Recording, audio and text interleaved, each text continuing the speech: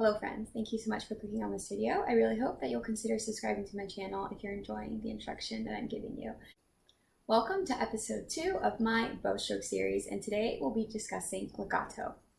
It would be super helpful for me if you would comment down below if you're liking this series or if there's any particular bow strokes that you would like me to go over.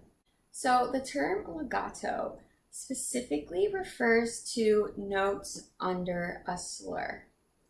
So when we have a slur, that means we're playing at least 2 notes, sometimes a lot more, in the same direction of our bow. So for instance, I played both the A and the B on the down bow with no stops in my bow, completely smooth.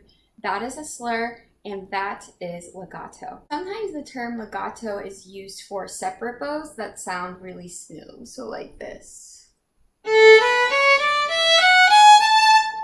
But that is not legato. That is actually détaché, what we discussed last week in our first episode. I will leave that linked down below. So when playing legato, it's very important that we don't let our left hand influence our right hand. So what do I mean by that? The speed of our bow needs to be constant throughout the whole slur. It cannot change, and we cannot have any breaks in the sound. So in other words, not like this. Did you see how the speed of my bow was changing? I was going fast and then slow. That's actually a different bow stroke called portato that we will cover. So when playing legato, it's very important not to change the speed of our bow while we're playing. Let me demonstrate.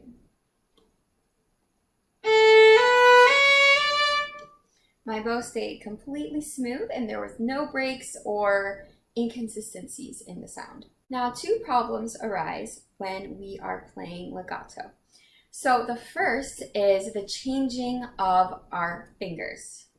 It's very important that our fingers change right on time, or else the rhythm is not going to be even.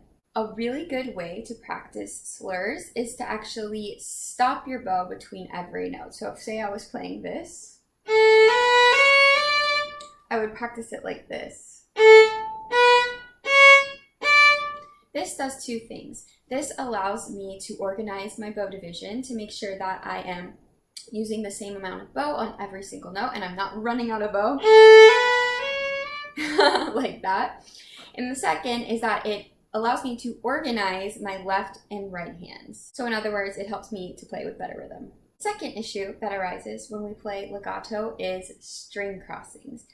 First, it's really important for our bow to be on time this time, because that is what is going to dictate the string crossing, right? The bow. It's important that we don't create an accent when we're changing strings and that we're not hearing any unwanted noises. So say I was going back and forth from A to E.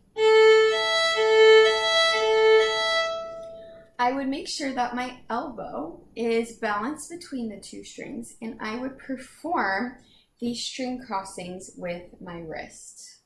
As I go to E string, wrist comes down. As I go back to A, wrist comes up.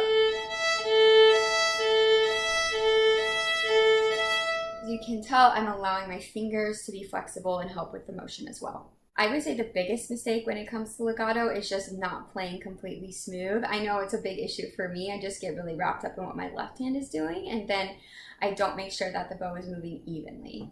So that is everything you need to know about legato. It only refers to notes under a slur. Our bow speed must not change, and there are 2 main problems. First, changing your fingers, and second, changing strings. Thank you so much for watching.